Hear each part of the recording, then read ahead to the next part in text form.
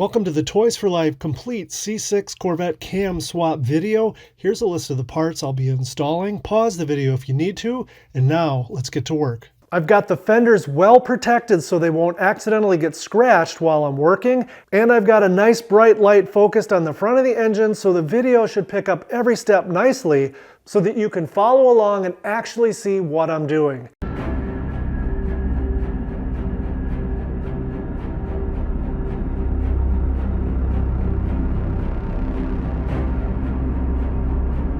The first step is to remove both front tires. This will give us good access to the tie rod ends that we need to remove from the knuckles in order to be able to slide the steering rack out of the way for access to the vibration damper.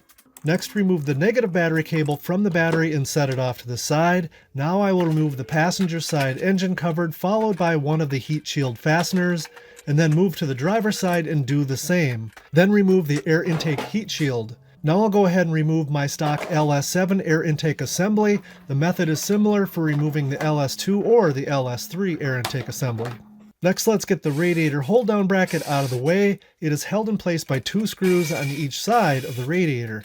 Then lift the steam hose out from the clips and remove the hold down bracket. Now I'm going to remove the driver's side coil pack assembly. Start by removing the coil harness plug from the main harness connector, followed by the spark plug wires from the coils. Mine come off easy because I always make sure to include a little dielectric grease inside the boots when changing wires. Now we can remove the 5 bolts that hold the coil pack to the valve cover, and finally disconnect the small harness that goes to the oxygen sensor, and now we can lift the coil pack assembly out of the way. This isn't too bad, but I hate grime, so I cleaned it up immediately. Now we can go do the exact same thing to remove the passenger side coil pack assembly, and then clean that grime as well. Now I'm going to slide underneath and remove the anti-sway bar because it's quick and simple to remove, and it frees up quite a bit of real estate underneath the car. There's a nut to remove at each end, and then 2 small bolts hold each bushing clamp to the cradle, and that's it. Plus, now is a good time to inspect your end links for excessive play, and mine turn out to be in good shape. Next, I'm going to remove the cooling fan assembly. It is possible to remove the fan and radiator as one unit, but I prefer to separate them as it is super easy. There are just 2 bolts to remove. Here is the first one. Then we need to disconnect the fan's electrical plug from the harness. And by the way, on the C6s, these plugs are known to melt and fail due to the high amperage draw, but thankfully mine shows no signs of excessive heat, resistance, or deterioration. Now I'll go back up top quick and pop the hoses out from their holders on top of the shroud, and once that's done, I can go back underneath and lift the fan assembly off of its holders. That's these little guys right here. Then I can carefully remove the assembly from underneath the car. Here are the little perches I was talking about on the fan assembly that slide into the grooves on the radiator. There are 4 of them, and here are where the 2 bolts go that secure the fan assembly in place. Now let's get the radiator out, and that starts by draining it. The petcock unscrews easily since it's plastic, and I'll grab some lunch while the coolant drains. Here's something to be aware of. Our cars take orange Dexcool, and in case you're wondering, in my opinion, the issues they had with Dexcool were resolved years ago, and Dexcool is the coolant I use in our C5 and C6s. That having been said, our cars are over 10 years old, and sometimes previous owners have changed the type of coolant in your car prior to your ownership. If you drain the coolant into a dark container, you really don't know if it's green, yellow, or orange, so always put some into a clear or white container to find out for sure. Now I'll remove the lower radiator hose and carefully pry it off of the plastic tank. Moving back up top, now the radiator is just sitting in place, and we need to lift the condenser up and off of its perches and set it down a few inches forward of its current location. There are 2 perches on each side. But first we'll have to remove the steam tube, which I will do in the middle where it is easy to get at the clamp, and finally I'll remove the upper radiator hose, and I like to bungee it out of the way.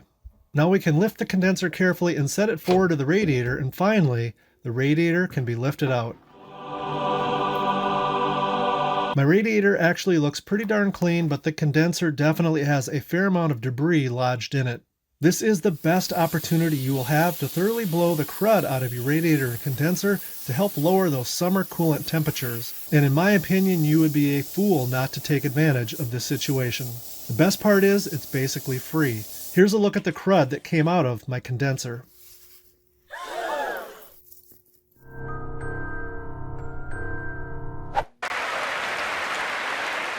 Speaking of condensers, I'll be leaving it connected and installed in the car, and I'll just carefully move it out of the way when the time comes to remove the old camshaft and install the new one. Because removing the condenser would be too much work. You'd have to evacuate its system and then recharge it when you're done. So instead, we'll just work around it. To minimize the chance of damaging the condenser or the one hard line that feeds it, I use a bungee cord to support it on the driver's side, which prevents it from dropping down while I continue my disassembly work.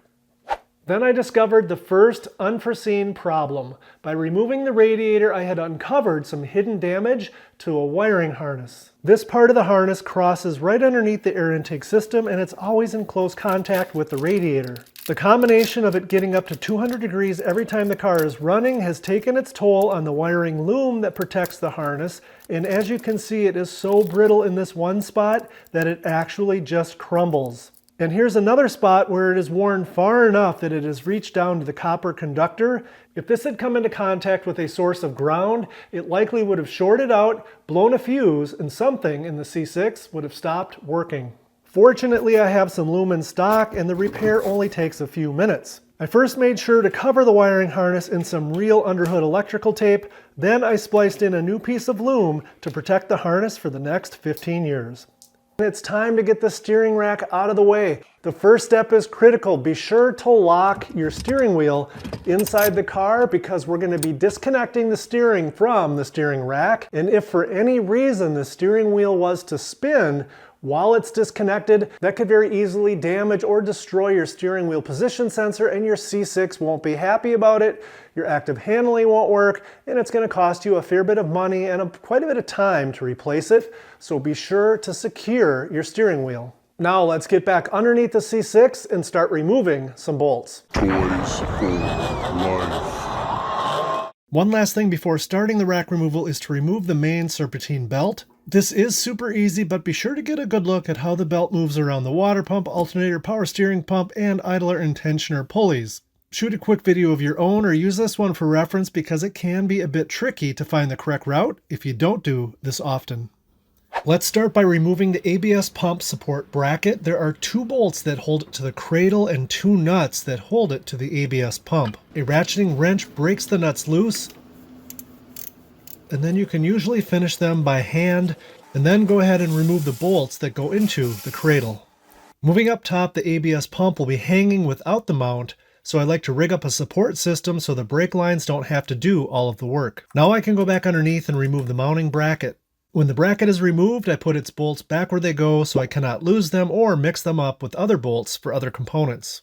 While I was up top hanging the ABS pump, I took the opportunity to remove the bolt holding the steering shaft to the steering rack, and you can see its head right here. To get at it, use a socket on a long extension with a wobble drive and insert it just ahead of the alternator. Now I can break the bolt loose and then remove it with the electric ratchet. Then by using your hand alone, you should be able to reach in and pull the steering shaft off of the steering rack nub and set it off to the side. This is a good time to make a note of where you have any hydraulic leaks, if any, from your steering rack, and where they are. You can see something's been leaking here, but it's very light because it's a dry, slow buildup of grime. I'm not worried about it. There's nothing dripping, and my reservoir never needs refilling. So I have no problems in my own car reusing this rack. Now let's remove the tie rod to steering knuckle connections. This takes an 18mm wrench to loosen the nut and an Allen head socket to keep the ball joint shaft from spinning. Then, leaving the nut engaged in the threads of the stud several turns, I give it a couple of love taps with a lead hammer, and it usually doesn't take much to break it loose since these knuckles are made of aluminum. Now we can remove the bolts holding the rack to the cradle, and both sides of the bolt take an 18mm. It takes a little feeling and finding the right path, but you can use a combination wrench on the back side and an impact on the front side.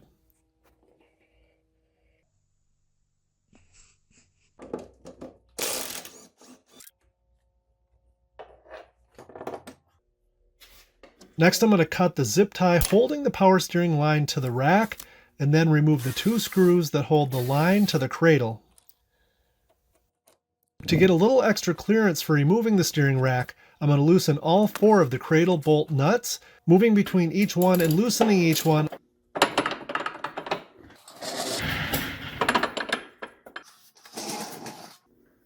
A little at a time until they are engaged, but plenty of bolt threads are still showing. Then I pry down on the cradle and insert a spacer between the cradle and the C6's frame, which provides more room for manipulating the steering rack. I've lifted the rack out of its mounting slots and I've started sliding the whole assembly towards the passenger side. Now I have better clearance to get in with an 18mm line wrench and remove the 2 upper power steering lines from the rack. But first I clean them thoroughly with solvent, a brush, and compressed air to minimize the chance of any debris getting into the rack when the lines are removed. Dropping the cradle allows you to move the rack forward a bit and rotate it slightly, giving you better access to the power steering lines. Using an 18mm line wrench, go ahead and break the first power steering line nut loose where it connects to the rack, and you should be able to wiggle the line with one hand while unscrewing the nut with the other. Once off, you'll definitely lose some power steering fluid, so have a drain pan on standby. Remove the second line just like you did the first one, and be sure to label them so you don't get them mixed up when the time comes to put them back together.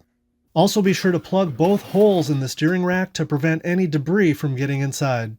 Now carefully rotate the rack and start its journey further towards the passenger side, being careful not to damage the accordion-style dust boots. Now carefully take your time and manipulate the rack to the passenger side, far enough so you can get the driver's side tie rod end inside the engine bay side of the cradle, and then pull it out and down, and now you can carefully slide the rack out by moving it back to the driver's side and down and out. Now you can pat yourself on the back. The steering rack has been successfully liberated. Time to unload the air conditioning belt tensioner and remove the air conditioning belt. And since I have both belts handy, let's give them a quick inspection. They both look to be in good shape to me, so they're getting reused. Now it's time to remove the 24mm bolt holding the vibration damper on, and if it was installed correctly, it's on pretty tight. To remove it, you can either use a 1/2-inch drive impact gun if yours is powerful enough, or you can use a long breaker bar. If you do use a breaker bar, you're going to need to hold on to the damper with something like this holding tool from Summit Racing, or you'll need to lock the flywheel with a locking tool like this one to prevent the crankshaft from turning. I typically use an impact gun to remove the bolt, but I'll go ahead and demonstrate the breaker bar with damper holder tool method. As you can see, it's tight, but it's no match for a decent long 1/2-inch drive breaker bar, and once it's loose, you should be able to remove it by hand. Now we need to break out the puller tool to remove the damper from the crankshaft. After adding a drop or two of oil to each end of the rod, the tool is set up like so onto the harmonic balancer. Then I use a ratchet to tighten the bolt, which will remove the damper from the crankshaft snout. This one looks to be a GM damper to me, and it looks too good to be original. However, GM dampers do not have the best reputation for lasting a long time, so it's going to get replaced. Time to check on all of the idler and tensioner pulleys. I simply spin each one and feel if it's smooth as it should be or if it's a little rough. At the same time, I listen carefully and they should all be very quiet. Finally, I give each one a tug and a twist and see if any of them are showing any signs of looseness or play in their bearings. Fortunately, mine all easily passed the test, and so I'll be reusing them. The water pump is coming off next, so I sealed the crank up pretty good to prevent antifreeze from getting inside the engine when the pump is pulled off. And now I'm going to go up top and remove the remaining hoses from the water pump. Coolant hose springs, they're my favorite.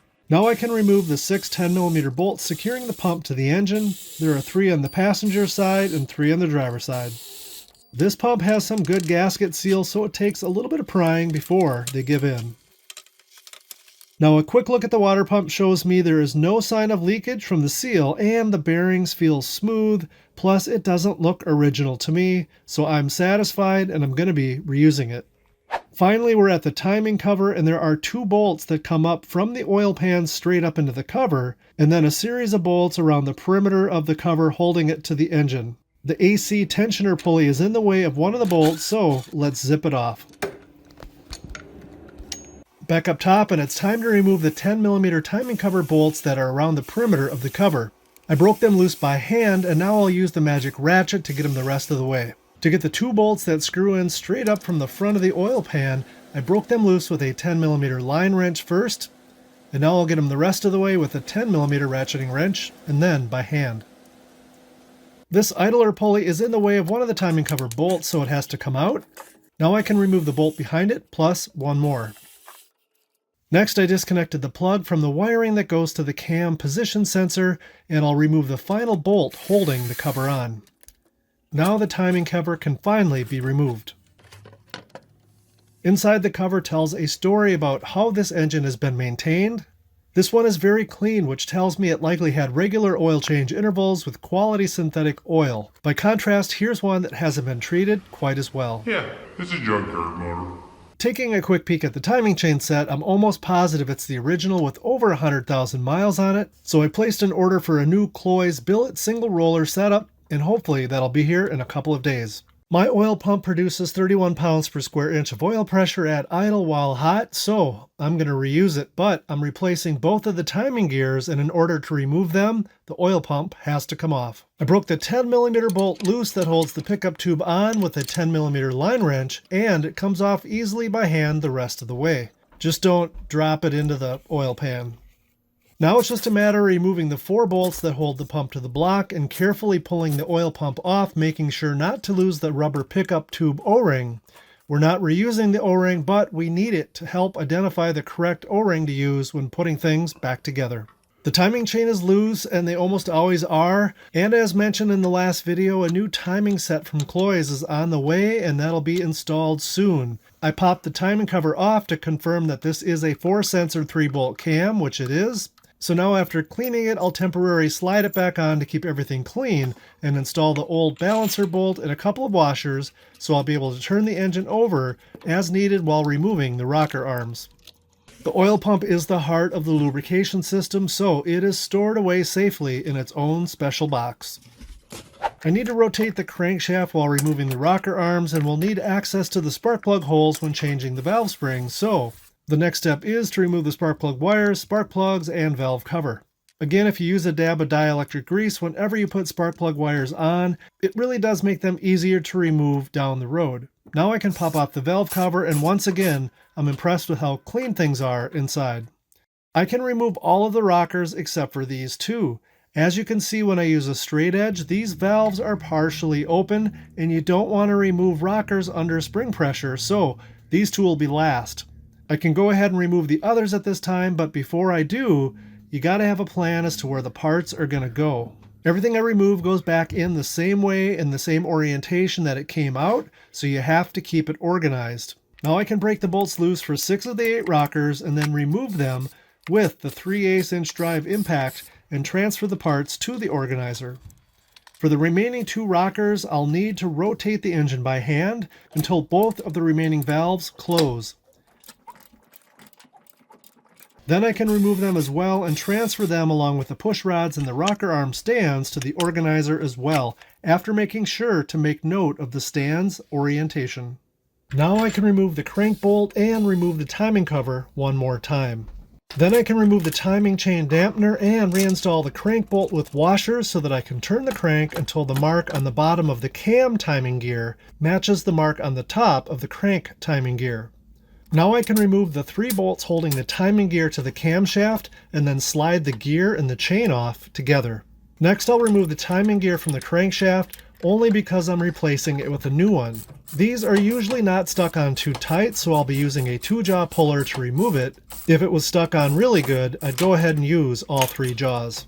Notice I'm pushing against the old crank bolt, which I modified by drilling a slight indent in its center and then adding a drop of oil. Now I can slide off the crank gear. We are super close to removing the camshaft from the LS2, but first we need to talk about a couple of things. The air conditioning condenser is still attached to the air conditioning system, so instead of removing it, I'm simply going to move it out of the way. I think most guys out there tend to lift the condenser up and out of the way while taking the old camshaft out and installing the new one. Yep. All these damn hoses in the way over here, can't see shit. But that's a 2-person job, so instead, I simply like to let the condenser drop down so it's out of the way, making room for the camshaft.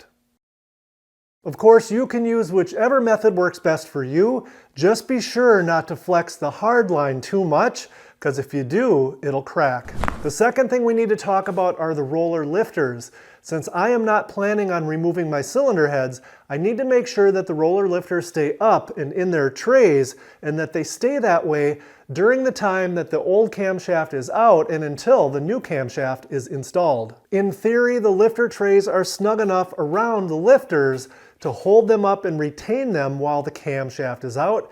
However, that's not always the case, especially if your LS engine has a few miles on it. Here's how to know if your lifters will likely stay up or not. First, make sure you remove all of your rocker arms, but leave the push rods in for now. Then, with your hand, twist the camshaft as fast as you can, at least one turn, maybe 2 or 3, and that will push up all of the lifters and push rods into their trays. If any of your push rods fall back down as you're rotating the cam, then you know that that particular lifter is not likely to stay inside of the tray when your camshaft is removed, and that complicates things. Also, and this is important, when we turn that camshaft quickly a turn or two and then we left it, one or more of those lifters will be at or near the high point of their respective cam lobe, therefore not able to fall. So after about 30 seconds or so, give the cam another turn about halfway and see if any other push rods fall. Now obviously the push rods have some weight to them, so before we pull the camshaft out, we're going to remove the push rods so their weight doesn't help assist pushing the lifters down. That having been said, now that I know which lifters are most likely to slide down in their trays, I'm going to take a simple additional step to help ensure that that doesn't happen. And to do that, I'm going to be using a strong pen magnet and a clothespin. Here's how. First, make sure you use a strong pen magnet. Not all pen magnets are created equally. Here's a crappy one, and here's a good one that only cost a few bucks. Then adjust its length so it's a little bit longer than the push rod and insert it down into the push rod hole. Then watch it go up and down as you turn the cam, and as it reaches the high point, attach the clothespin to it to prevent the lifter from falling down. There's another step we need to take to help prevent the lifters from falling into the engine, and that is to insert these 2 dowels into the engine block, one on each side of the camshaft. The measurement of these dowels is very important. They need to be 5/16 of an inch diameter, and the length needs to be at least 22 inches long. Some guys make them out of metal like brake lines. I prefer to make mine out of wood, and I've sanded one end kind of round to help it go into the block, and I've also looked it over carefully to make sure there's no loose wood particles that are going to get into the engine.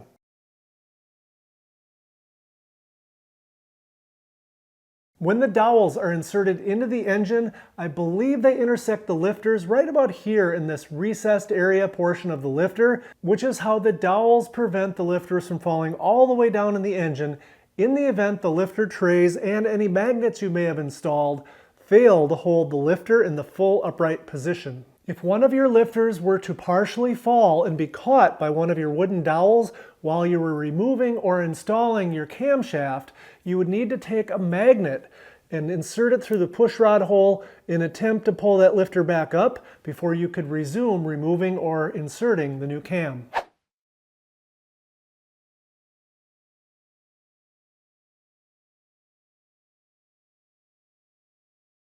With all that having been said, let's continue, and the next step is to remove the camshaft retaining plate. Now the cam is ready to be removed, but first let's prepare the new cam so that it's ready to go in as soon as the old cam has been removed. This is my old camshaft, but let's pretend it's the new one. To prepare it for installation, clean it thoroughly with a good solvent and some clean rags, and don't forget to clean inside the hollow part of the cam as well. I'm always surprised at how much grime and gunk you'll get out of here. Next, I like to lubricate the bearings journals, which are these full round parts, with this Permatex Ultra Stick. It's ultra sticky like it says, and it does a good job of staying on and protecting the journals and the bearings from the initial startup. Next, I like to use Mobil 1 synthetic 75W90 gear lube on the camshaft lobes. I think it does a better job of sticking to the lobes than regular motor oil. There are varying opinions on this, so use whatever makes the most sense to you. Now it is time to remove the old camshaft, but remember to spin the cam over quickly a couple of times with the rockers and push rods removed as we just discussed, and insert the 5/16 of an inch thick by 22 inch long dowels into the holes next to the camshaft. Now with a couple of water pump bolts screwed into the front of the camshaft for leverage, take your time and gently remove the old camshaft. You may need to twist it a little here and there to get it out, and if for some reason it seems really stuck, double check to make sure none of your roller lifters have dropped down and are preventing the cam from moving any further. Fortunately, I did all the prep work correctly and my cam came out without any issues. Now let's jump right back into it and stick the new aftermarket cam in before any of those lifters decide to slide down, which would greatly complicate this job. And so finally, it is now time to slide the new camshaft into the LS2.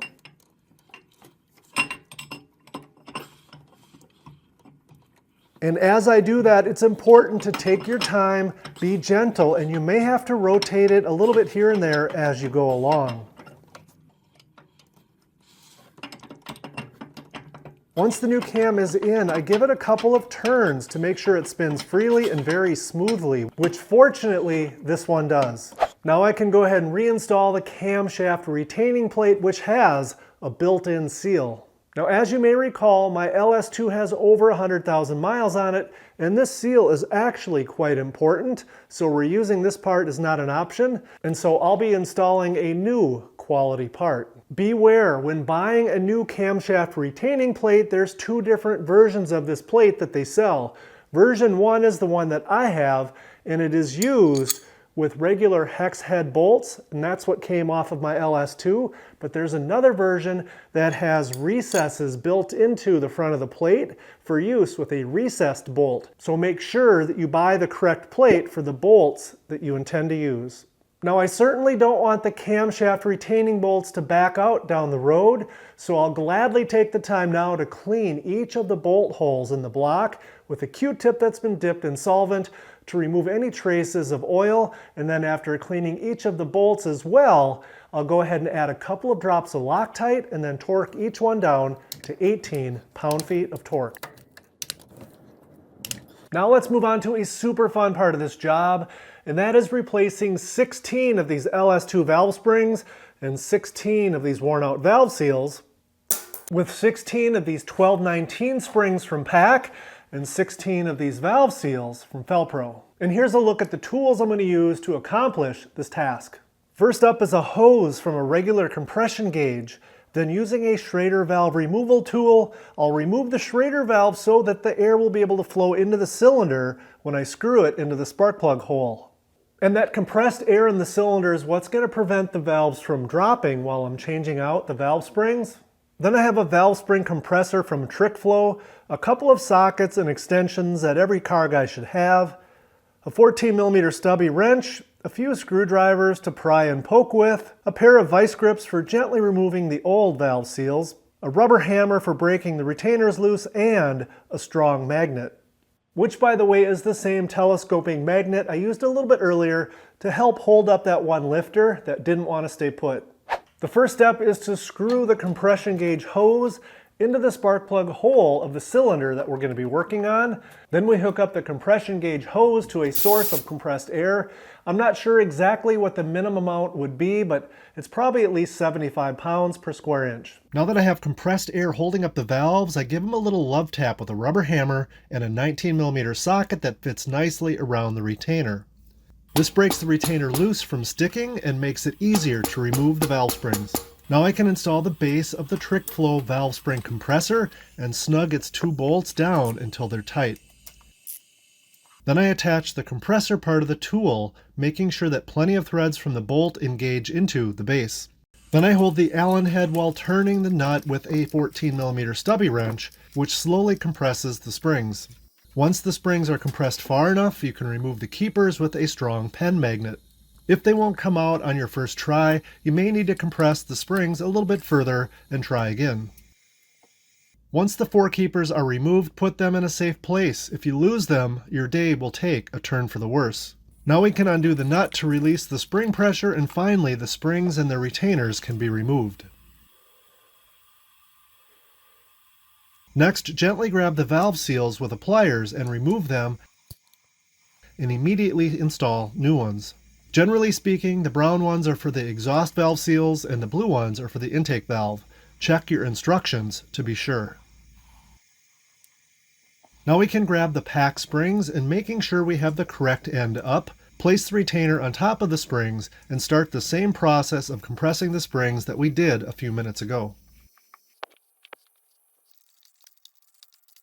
Once the springs are compressed, carefully try inserting the keepers, making sure that they are properly engaged into the grooves that are in the sides of the valve stems. This step takes a little practice and patience, but keep trying and you'll get it.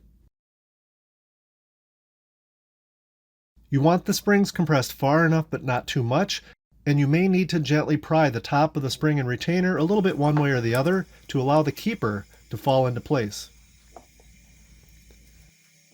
Once the keepers are in their proper location, you can remove the valve spring compressor and disconnect your air supply. It took a while, but all 16 new Pack 1219 springs are where they belong, so let's move on to installing the new Coil's Race Billet True Roller timing chain set. This setup is adjustable, however my cam already has 3 degrees of advance built into it, so I'm going to be installing it straight up, which per the instructions means I need the little circle on the gear pointing up, which I've painted white by the way, as opposed to the square or triangle shapes stamped on the gear's face. As a quick double check, I line the new gear up against the old, and the dots relationships with the keyway match up, so it's time to put it in. First I apply a little lube to the crank and on the inside of the gear to make it easier to install. Then I slide it on, followed by the oil pump drive and my timing cover alignment tool that I'll be using as a spacer to push the gear into place using the vibration damper installer. The vibration damper installer threads deep into the crankshaft and then uses a pusher with a bearing to apply force against the spacer, oil pump drive, and crank gear.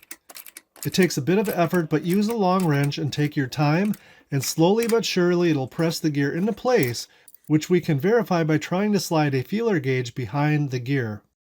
Now we can remove the installer. The cam gear is next, and I like to clean the holes first by spending a couple of minutes with a Q-tip and solvent, which will allow the blue lock light to better do its job and keep the bolts where they belong. The factory cam gear doesn't have a real bearing, but the Coil's gear does, so I put a little bit of grease on the cam to keep it from falling off while the gear and chain are being installed. The gear and chain are on, so I spin the crankshaft out of habit until the timing marks come around again, just to make sure everything is lined up as it should be. I drop my camera down to get a really good look, and I like what I see. The dots are lined up nicely.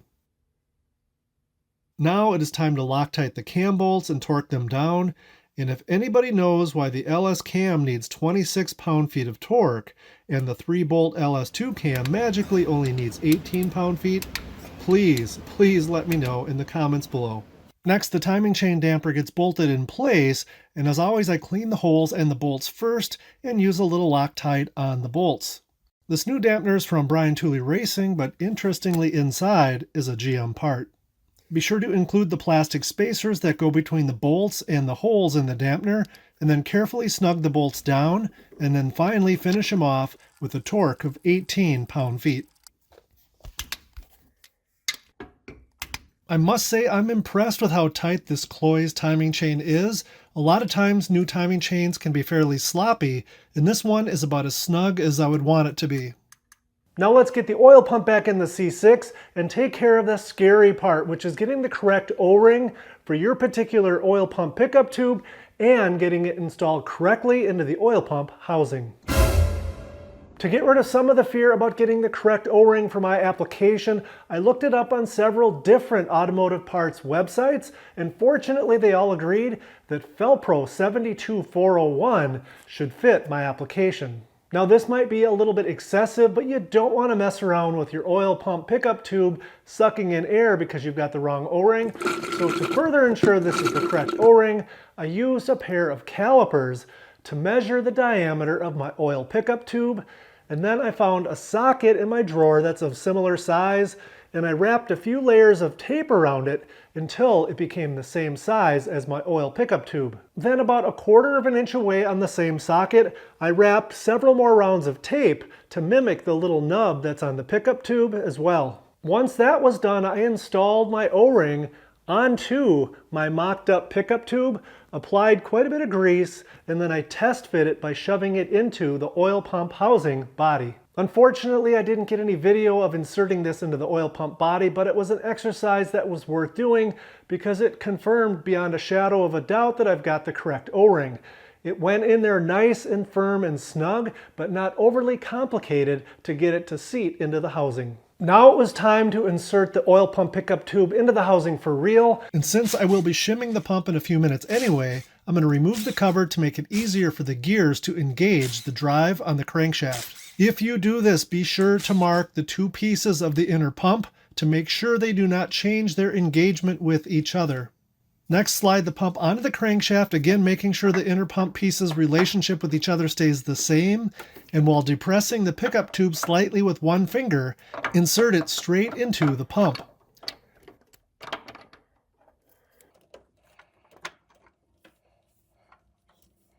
And then push it in to fully seat it, and you should feel it kind of pop into place as the O-ring part of the tube finally seats into the pump housing. Then I snug down one of the oil pump to block bolts to make sure the pump is near its final position, and now I insert the Loctited pickup tube bolt carefully, being sure not to drop it into the oil pan, and then tighten it with my fingers, and then finally tighten it firmly with a 10mm line wrench to around 106 inch-pounds of torque. Now we have one more thing to do to the oil pump, and that is to shim it, and then we can bolt it into place. Shimming the oil pump's rotors is the practice of providing clearance to ensure that the oil pump rotors do not come into contact with the oil pump housing. As it turns out, most LS oil pumps out there are just slapped into place and bolted down. I came across a video from Melling, who is a major supplier of oil pumps for LS engines, and they recommend in that video that you get the oil pump in place and then you tighten the bolts up finger tight by hand so that it can still move if it's nudged. Then you rotate the crankshaft a turn or two, which centers the oil pump, and then you torque the bolts down. Finally, there are other guys that use feeler gauge shims to make sure there is clearance between the inner rotors and the pump housing, and this is the method that I'm going to go with. But here's the thing, there doesn't seem to be any universal agreement as to which method is the best. But to me, the idea of installing shims between the oil pump rotors and the pump housing just seems to make good sense. That's why I'm opting for it. But if you strongly disagree, I'd appreciate it if you'd leave a comment below with specific details. First step is to have the oil pump in place with the bolts fingered tight so the pump housing can still move. Next, using various feeler gauges from 2 different sets, by trial and error figure out which 2 equal thickness gauges of the largest size will fit between the rotor and the housing. Once that is established, leave them in place lengthwise between the rotors and the housing and torque the bolts down to 18 pound-feet. Once tight, we can remove the gauges. Now we can put the cover back on, but first I'm going to put a little squirt of assembly lube inside the pump, making sure to get a little bit in each cavity. Now the clean cover can go back on, and all of the screws can be torqued to 106 inch-pounds in gradual steps and being sure to crisscross. We're ready for the timing cover, and I've already got that degreased, and it's time to pop out the old vibration damper seal and install the new one. I put a super thin layer of RTV on the genuine GM seal and then carefully drive it in evenly into the cover. Before putting the cover on, I'm going to give the cam bearing and the chain a little squirt of Mobil 1 gear lube to make sure they are well lubricated. Now I can clean the timing cover mounting face of the engine block, and I also hit the top of the oil pan and the sealing surface of the timing cover as well. Since we're not able to replace the oil pan gasket, the top of the pan is cleaned with solvent, and I apply a very thin layer of RTV to the top of it, as well as to the bottom of the timing cover, with a little dab in each corner where the oil pan, timing cover, and block all intersect. Now it's time to slide the timing cover in place, making sure the bottom of the cover doesn't touch the oil pan as you pull it in towards the engine block. Start threading in a couple of the bolts into the block and then insert the front cover alignment tool onto the crankshaft and into the timing cover, as this provides the proper location of the timing cover so as to minimize the chance of the front seal leaking. Be sure to take a peek at the bottom of the cover and make sure it is parallel to the oil pan. Now I'm going to remove and retorque the 2 bolts that hold the camshaft position sensor and its harness to the cover. They are smaller and lighter, so they only get torqued to 106 pound-inches of torque. And lastly, tighten the 2 bolts that come up from the oil pan into the cover, also to 18 pound-feet of torque.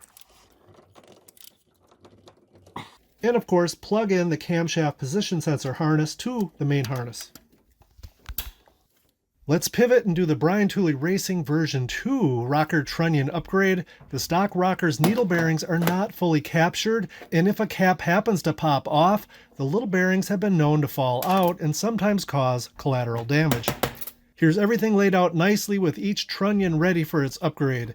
To perform this work, you can either use a press or a large bench vise. I'm going to use the press. The first step is to disassemble a stock rocker. Each rocker has these extra little flats on one side, and they will be facing down on top of a 22mm socket in order to press out the stock trunnion. On the top side, you can use either a 13 or 14mm socket to press the trunnion into the rocker. Just make sure your particular socket's diameter is smaller than the diameter of the bearing cap so it doesn't get stuck. Then, keeping everything lined up straight, press the trunnion into the body of the rocker. Be careful when using a powerful press. This really doesn't take much force, so if in doubt, back it off and make sure there's nothing that's getting caught. Now we can remove the stock internals and discard them. Then grab a new bearing to install and leave the plastic needle keeper insert in place for now. Then, as shown here, press a bearing with the opening facing the rocker into your rocker arm body until it is flush with the rocker arm. Then grab a new trunnion and another bearing and insert the trunnion into the bearing you just installed, and then you can push the plastic insert out. Be sure to keep the trunnion fully installed in the bearing so the needles don't fall out, and now we can set it in the press and push the other bearing into place using a large washer on each end of the rocker.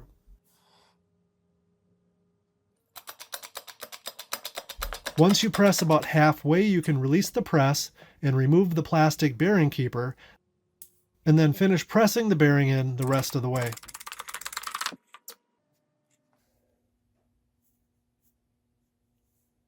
Now we can add a washer on each end and install a snap ring. These are pretty stout snap rings, so make sure you've got a decent snap ring pliers. Then install a washer and a snap ring on the other side, and one rocker arm is complete. Now let's take our recently upgraded rocker arms with Brian Tooley Racing trunnions and determine what our pushrod length is going to need to be for our new Chrome Moly Brian Tooley Racing .080 wall pushrods. We'll do this by checking our lifter preload.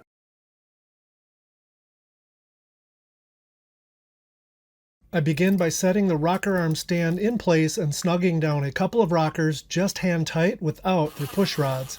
This is simply to ensure the stand is tight against the head. Then I insert the first 2 pushrods into the engine, and while applying pressure to both pushrods with my fingers to ensure that they follow the cam lobes, I rotate the engine until the exhaust valve begins to open. At that point, I stop turning the engine and install the intake rocker and barely tighten the bolt with just a socket between my fingers until all of the lash is removed from the rocker and I can feel a little bit of drag while rotating the pushrod with my fingers. Then I tighten the bolt to 22 pound-feet of torque and carefully count how many turns it takes to tighten it. In my case, it took not quite 3/4 of a turn, so I write that number down. Using my adjustable pushrod length checker, and you could also use an 8-inch caliper as well, I determined that my stock LS2 pushrods were 7.385 inches, which is not uncommon, and it's shorter than the often quoted length for stock LS2 pushrods of 7.4 inches. Being as how my rocker arm bolt needed less than 3/4 of a turn to achieve 22 pound-feet of torque, I'm going to go with a slightly longer 7.4-inch pushrod, which should get me closer to 1 full turn, and that equals about 0.050 or 50 thousandths of an inch of lifter preload. So let's test a new Brian Tooley Racing chromoly 0.080 wall pushrod following the same procedure of inserting the pushrod, gently removing all of the lash, and then torquing the bolt to 22 pound-feet of torque. And this time, we get about 7/8 of a turn, which is perfect.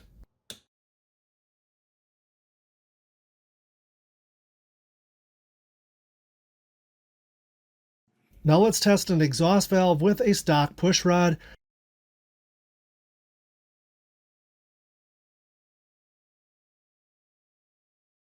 I rotated the crank until the intake valve was fully open and just started to fall. Now once again I remove all lash from the exhaust valve and count the number of turns while torquing it to 22 pound-feet of torque, and it comes in at just shy of 3/4 of a turn. So once again, with the new Brian Tooley Racing 7.4-inch pushrod in place, I remove all lash using slight pressure and just my fingers on the socket, and then I tighten it to 22 pound-feet of torque. 1/2. This time I get about 7/8 of a turn, which once again is what I'm looking for. So now I get to follow this exact same procedure for the remaining 7 cylinders, but is this really necessary? Some guys do this, some guys kind of skip it, but in my mind, you've already got the valve covers off. It's a performance engine. I just put in a brand new camshaft. Why not take an extra half an hour to make sure everything is just right? Thankfully, all of the remaining lifter preloads checked out fine with the 7.4-inch push rods in place.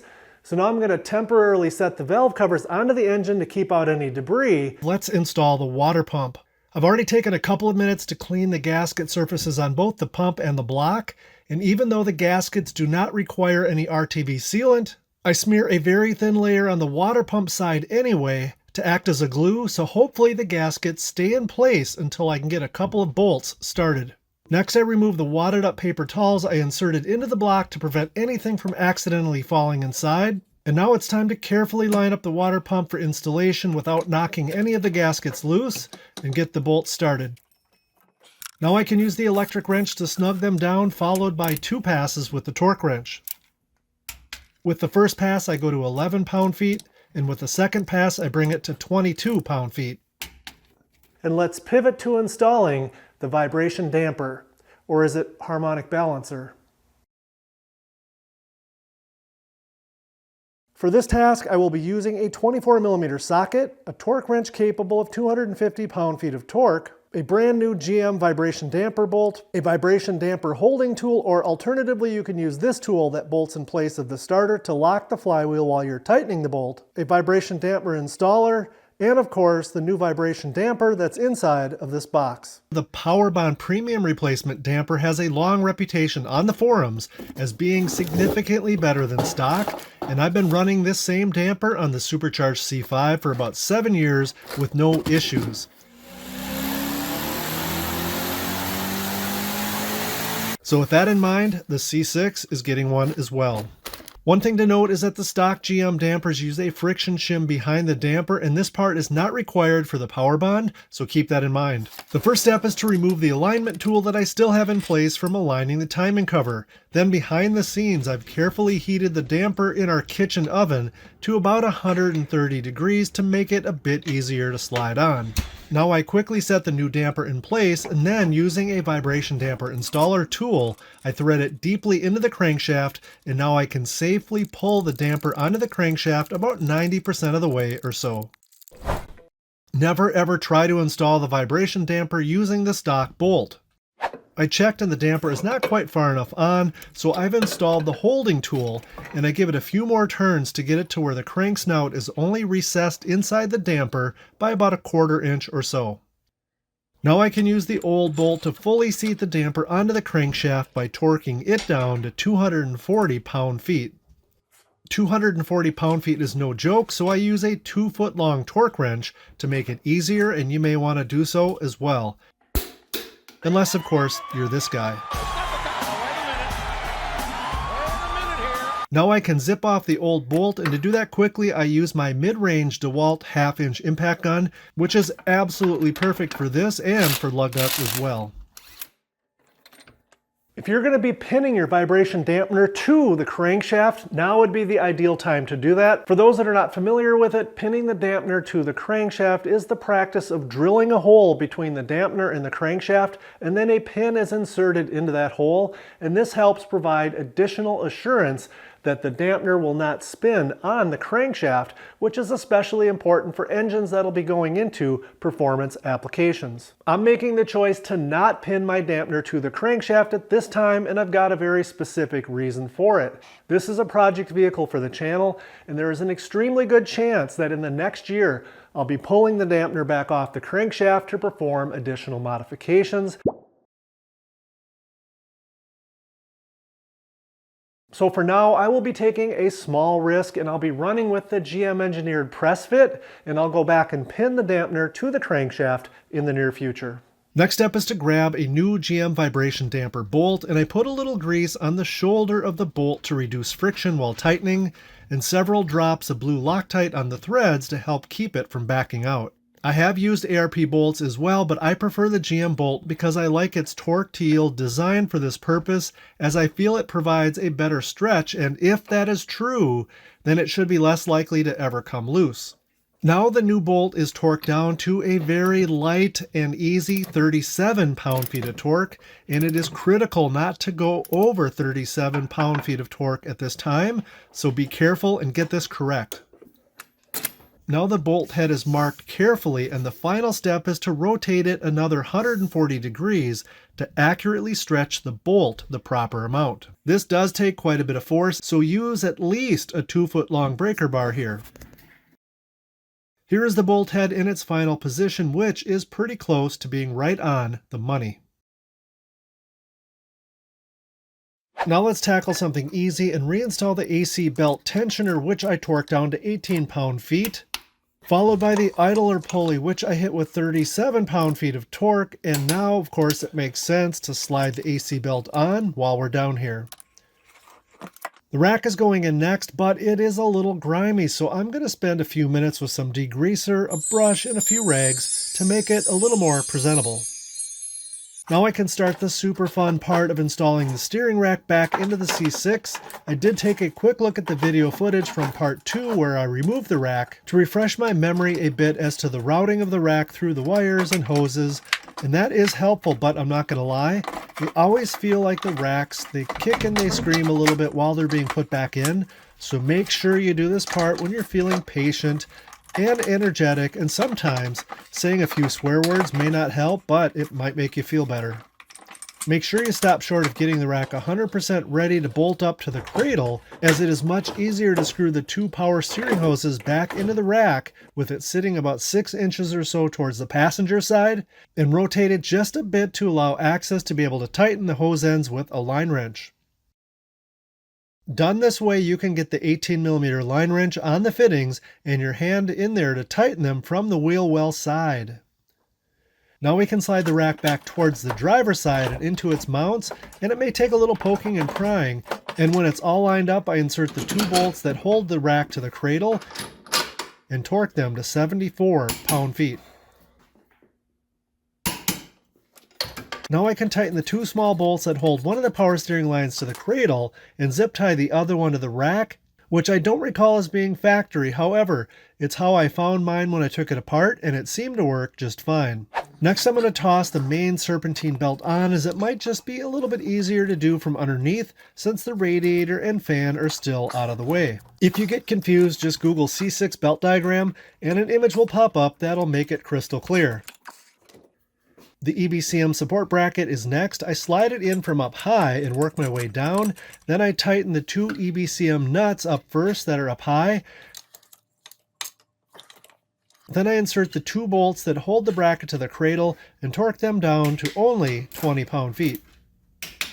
Now let's get the cradle bolts tightened back up. So with a pry bar, I remove the 2 spacers that I installed. Then using a 1/2-inch drive ratchet, I tighten the bolts up until snug. Then I finish them off with a torque wrench, bringing each of them to 81 pound-feet. I just dropped the aluminum radiator in place. It's got these same type of mounts, these round bushings that go down here and they drop into the holes on that aluminum piece. So that part's pretty easy. And then on the front here, the condenser, the aluminum of that lifts up and it drops into these little slots. And there's one up high and there's one a little bit lower down there. Let's see if you can see it. Right there. And there's 2 on the other side. Now I can put the fan back in. I have the hoses being held towards the engine with a couple of bungee cords, so they're out of the way. And I drop the fan down in where the assembly sits on its 4 little perches. So I just need to get the slots lined up with the grooves from the top. Then I'll look from underneath to make sure the bottom slots are lined up as well, and they are. Now I can put a bolt in the bottom one and up top as well to hold the fan assembly in place. Next I'll reinstall the bottom radiator hose, including a clamp on the radiator side. Then I'll move up top to install the clamp on the water pump side as well. Then I can clip the upper hoses into their spot to tidy them up along the radiator and reconnect the steam hose as well. Now the upper radiator hose gets routed and clamped to the radiator and then to the engine side. Now I'm going to go ahead and put the radiator hold down in place, which utilizes these 2 screws.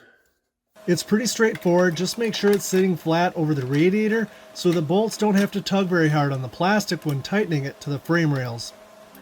Then insert the hose into the built-in clips and tighten the screws. Now it's time to give the cooling system a drink with some Dex Cool, and I'll keep filling it slowly every few minutes, allowing time for the coolant to run from the surge tank into the engine and radiator. By habit, I always measure how much fluid I remove. That way I know approximately how much I'll need to put back in, and I can fine-tune it from there. Now let's toss the air filter and mass airflow sensor assembly back in.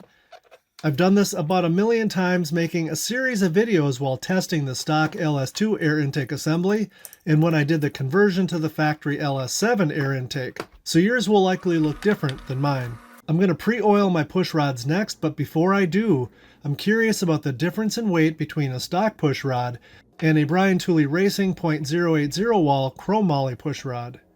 And now I know, it's 1 gram. I cleaned the new push rods and blew them out with compressed air as well, just in case there's some grit left over from manufacturing. And now I'll submerge them in oil to fill their hollow centers and allow some time for the air to escape.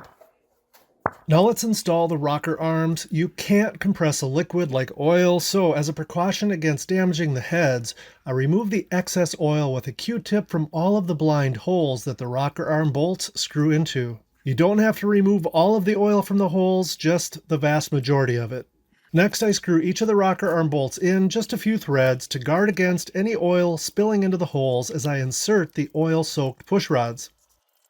Then I remove the rocker arm bolts and grab the first pair of rocker arms, which are given a couple of drops of assembly lube on their contact points, and then installed by just tightening their bolts with my hands for now. Now repeat this step for the remaining 6 rocker arms on this head. You will not be able to fully tighten all of the rocker arms at this time. As you snug the bolts up with your fingers, you'll be able to tell which valves are open, usually 2 or 3 of them.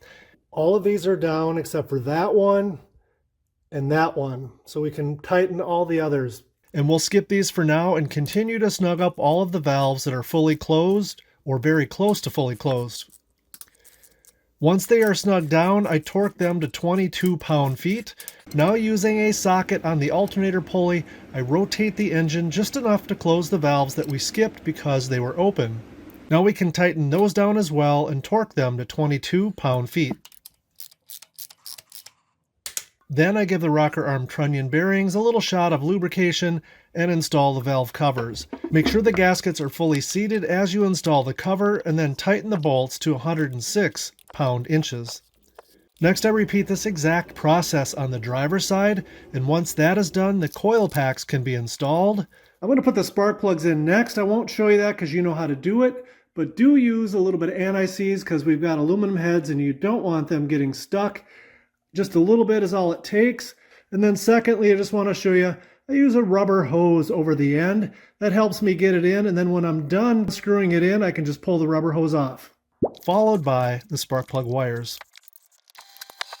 Next, I'm going to reattach the steering shaft to the steering rack, and it might take a little wiggling and jiggling, but take your time and it'll usually slide right back on. Make sure you have the coupler inserted to allow for the bolt to pass through the groove in the rack's input shaft. Then absolutely use some Loctite and torque the bolt down using a torque wrench to the GM spec for your particular year C6.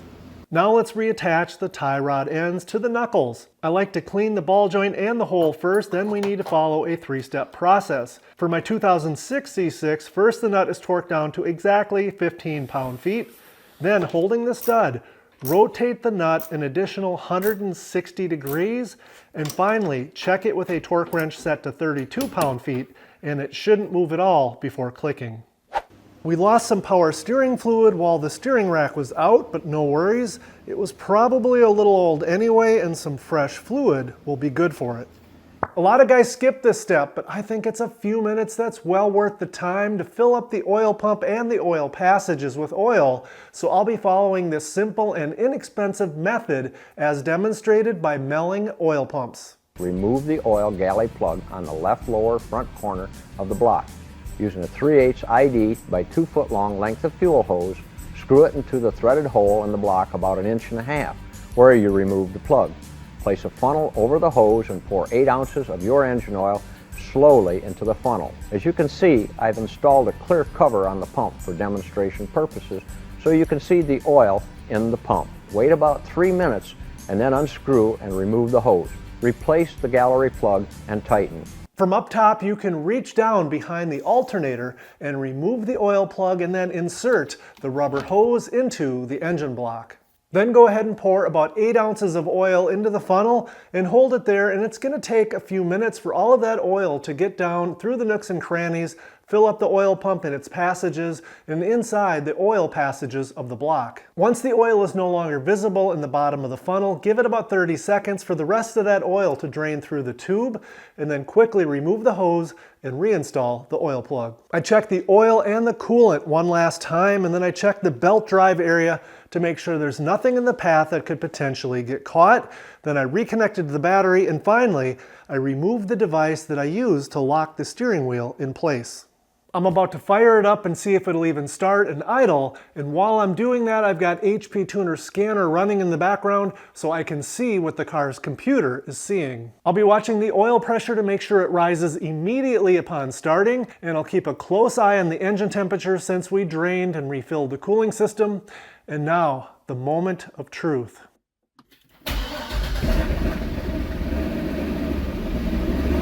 It's got good oil pressure.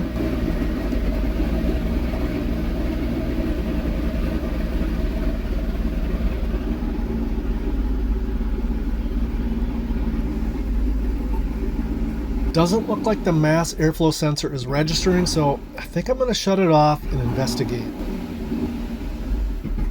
The mass airflow sensor plug was connected but not seated quite all the way, so let's try take 2.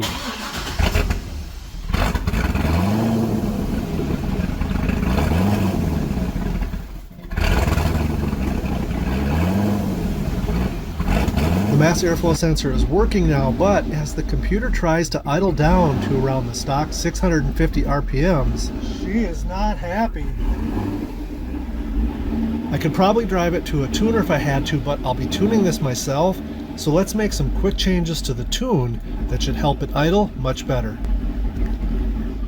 The new cam is obviously more aggressive than the stock cam due to its increased intake and exhaust duration and a little bit of overlap, so it simply isn't reasonable to ask the new setup to idle at the same low RPM as it did stock. So I opened up HP Tuners and bumped the idle up by 175 RPMs, which should bring it up to around 825 RPMs, and I think that's very reasonable for a cam of this size. I also made some changes to the idle airflow to support the larger cam, and I changed the cranking VE because a larger cam like this loses volumetric efficiency down low.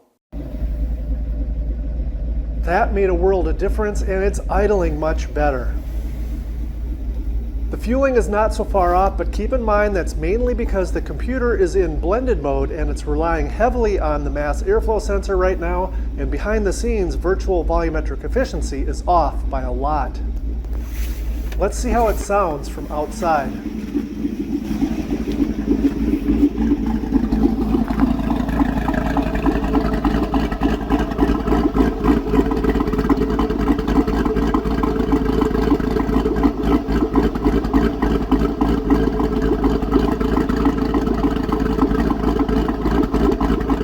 That definitely has a little chop to it, and I do like the contrast between how the C6 sounds at idle and how the supercharged C5 sounds. They're very different. Winter is still here, but it's almost over, and as soon as it is, I'll be putting in the seat time in the C6 to dial in the tune further, especially the virtual volumetric efficiency table. If everything goes as planned, I'll be back at the track in April, where I hope to shave a little bit of time off the elapsed time, and more importantly, I hope to pick up several miles per hour in the quarter mile. That's a wrap on the detailed series of videos on how to install a camshaft in a C6 Corvette. Let me know in the comments below if you'd like to see a couple of videos on how to go about tuning for the new camshaft that I just installed. If there is enough interest, I might have to make a couple of videos on that subject. If you enjoyed this series, please tap that thumbs up below so YouTube knows to share it with the Corvette community. Consider subscribing so you don't miss additional content. And most of all, thanks for watching.